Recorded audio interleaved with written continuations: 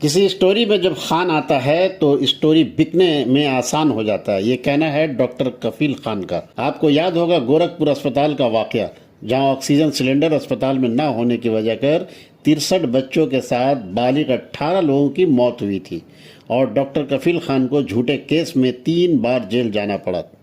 जिस डॉक्टर ने जान बचाई उसी को हवालात का सज़ा काटनी पड़ी। यह है अंधा और बहरा कानून। आज सारे केस झूठे साबित हुए और आज बरी हैं डॉक्टर कफील। झूठे केस में जेल में 500 दिन गुजारे, इन 500 दिनों को वापस कौन देगा? इसी कड़ी में कोलकाता के मुस्लिम इंस्टीट्यूट में लाइब्रेरी सब कमेटी ने अस्पताल से जेल तक उर्दू वर्शन की किताब का इजरा किया गया, जहां Nisar Ahmad general secretary, Mohammad Nooruddin library secretary और बिलखुसूस लाइब्रेरी चेयरपर्सन मोहम्मद राफे सिद्दीकी ने इस प्रोग्राम को कामयाब बनाया। आइए सुनते हैं उन्होंने क्या कुछ कहा। जब जेल से बाहर आते हैं उस चारदीवारी के, तो हवा वही होती है, रोशनी वही होती है, पर पता नहीं कैसे वो हवा बहुत सुहानी हो जाती है। मतलब मुझे याद है कि जब मैं पहली बार उस जेल से चारदीवारी से बाहर निकला तो मुझे वो सांस को लेने की इतनी तमन्ना हुई कि मैं खुद करने लगा। तो मैंने कहा ना, हवा अंदर भी वही है, रोशनी भी वही है, पर एकदम चेंज हो जाती है, एक अलग सा खुशनुमा माहौल होता है। देखिए, पहली बात तो ये कि सिर्फ जो प्रिजनर होता है वो विक्टिम नहीं होता है। The family members are worse no in that victim. हर रोज उनको पुलिस कचहरी, उसके अलावा जेल में मिलने के लिए भी उनको 3-3 4-4 घंटे लाइन लगानी पड़ती है और पूरे टाइम अंदर क्या हो रहा है उनको नहीं पता होता है। तो मुझे लगता है कि मेरी अम्मी जान, मेरे बीवी बच्चे, मेरे भाइयों ने ज्यादा सफर किया है, उनको ज्यादा परेशानी हुई है मुझसे ज्यादा। जब मैं जेल से बाहर आया था पहली बार, जब 2018 में बीआरडी ऑक्सीजन ट्रेजेडी के बाद, तो मेरी अम्मी जान ने मुझे गले लगा के सिर्फ आधे घंटे तक सिर्फ यही बोला था कि आ मेरे बेटे कलेजे लग जा, आ मेरे बेटे गले लग जा, आ मेरे बेटे कलेजे में समा जा। और वो बोलती रही, बोलती रही, बोलती रही, बोलती रही। हमने अपनी अम्मी जान को जब मेरे अब्बू का इंतकाल हुआ था तब भी रोते हुए नहीं देखा है। मेरे भाई को जब गोली मारी गई थी, वो सहरी के वक्त वो उठाने आई थी हम लोगों को, तब देखा कोई मर्द घर में नहीं है, काशिफ नहीं है, कफील नहीं है, अदील भाई नहीं है। तो उन्होंने पूछा कहाँ है, तो मेरी वाइफ ने कहा कि ऐसे ऐसे भाई को गोली लग गई है।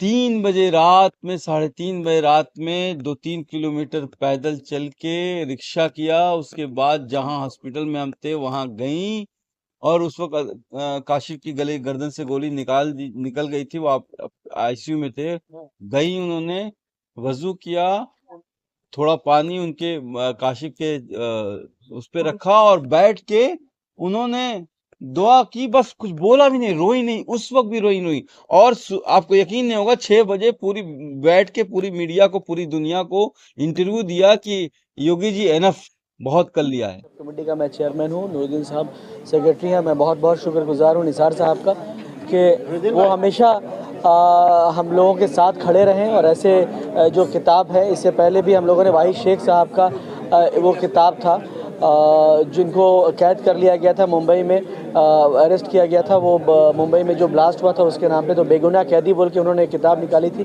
वो किताब भी हम लोगों ने यहाँ इजरा करवाया था। हमारे लिए एजाज़ की बात है कि डॉक्टर कफील खान साहब के जब इंग्लिश वर्जन किताब आया तो उसका भी इजरा हम लोगों ने मुस्लिम इंस्टीट्यूट में किया, और इस वक्त जब उनका उर्दू वर्जन किताब आया तो हमने ये मौका गनीमत फिर समझा, और हम लोग इस मौके को गनीमत मानते हुए फिर एक प्रोग्राम आज हम लोगों ने करवाया, और डॉक्टर कफील खान साहब खुद यहाँ मौजूद रहें और अपनी आप बीती हम लोगों को बताया। मैं उनका बहुत बहुत शुक्रगुजार हूँ जो लोग यहाँ आए, क्योंकि 36 घंटे के अंदर, यानी कि परसों हम लोगों ने अनाउंस किया, ये प्रोग्राम कंफर्म हुआ कि हाँ हम कर रहे हैं, और परसों ही अनाउंसमेंट हुआ, सबको हम लोगों ने दावत दिया, और दावत भी व्हाट्सएप के ज़रिए किया। और आज जो भी लोग हमारे यहाँ मौजूद थे, चाहे उनकी तादाद बहुत ज़्यादा ना रही हो, मगर जो लोग थे बहुत इंपॉर्टेंट थे हमारे लिए, और मैं समझता हूँ कि सबों को बहुत एनलाइटेंड हुए होंगे आज के प्रोग्राम से, और वो उन लोगों को पता चला होगा कि डॉक्टर कफील खान साहब के साथ जो है क्या क्या हुआ, और इस देश में आवाज़ उठाने पे क्या होती है या अच्छे काम करने पे क्या होती है वो समझ में आया। सताए हुए लोग जो हैं, इस तरह का प्रोग्राम होता है और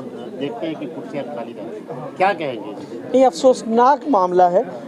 जो लोग आए वो लोग कम से कम जो है हालात हाजरा की इम्पोर्टेंस समझते हैं, और ये जागे हुए लोग हैं जो समझ रहे हैं कि हमें जाग कर रहना होगा, गफलत में वक्त अपना न खो, होशियार हो होशियार हो, कब तक रहेगा ख्वाब में बेदार हो, ये मामला है। और जो लोग सोए हुए हैं वो अगर अभी कोई डांस कंपटीशन वगैरह होता या फिर मुशायरा होता तो शायद आज यहाँ पे खड़े होने की जगह ना होती, पर कोई बात नहीं, कभी ना कभी सब जाग जाएंगे। बहुत सारे लोग जाग चुके हैं और बहुतों को जागना बाकी है, सब जागेंगे इंशाअल्लाह। बंगाल हमेशा जो है डेमोक्रेसी का एक प्रतीक रहा है, और इस वक्त भी जो हालात अभी रिसेंटली जो आरजी कार अस्पताल में हुआ है पूरी देश जानती है, और इसको किस तरह से पॉलिटिसाइज करने की कोशिश भी की वो भी सब जानते हैं कि बीजेपी इस अपॉर्चुनिटी को ग्रैब करने की बहुत हद तक कोशिश की, और किस तरह से जो है बंगाल की सरकार को और बंगाल को बदनाम करने की कोशिश की, जबकि एनडीआरएफ का ये रिपोर्ट रहा है कि Calcutta is one of the safest city for women in India. उसके बावजूद भी चलो ठीक है, एक वाक़या हो गया जो कि बहुत दर्दनाक था और बहुत अफसोसनाक था और जो कि नहीं होना चाहिए था। उसके बावजूद जिस तरह से यहाँ प्रोटेस्ट हुए, और प्रोटेस्ट को भी गवर्नमेंट ने सपोर्ट किया।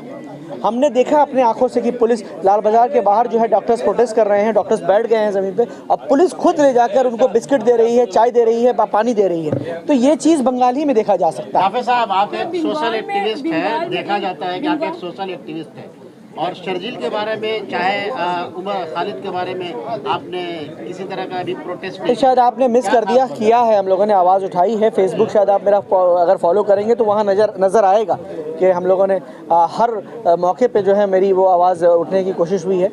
मैं कुछ तबीयत से नासाज चल रहा हूँ पिछले 1-1.5 साल से, कुछ तकलीफ़ें हैं जिसकी वजह से मैं रास्ते पर शायद आप नज़र कम आ रहा हूँ, मगर सोशल मीडिया में मैं ज़रूर नज़र आऊँगा। अल्हम्दुलिल्लाह बंगाल में बहुत अच्छे डॉक्टर हैं, और डॉक्टर कफील खान साहब जैसे डॉक्टर भी जो हैं यहाँ ज़रूरत है। बल्कि मैं तो कह रहा हूँ वो बार आ रहे हैं, और आज भी देखिए इस वक्त जब इतना बड़ा वो बाढ़ का मामला हो गया तो वो मेदिनीपुर आए हैं। उनका आने का एक मकसद, जो अहम मकसद, वो ये भी था कि वो इलाके में जाकर काम करें। वो काम कर आए हैं और वो कर रहे हैं, और बंगाल उनको पूरे दिल से जो है उनको जो है वो सपोर्ट कर रहा है और आने के लिए उनको दावत दे रहा है।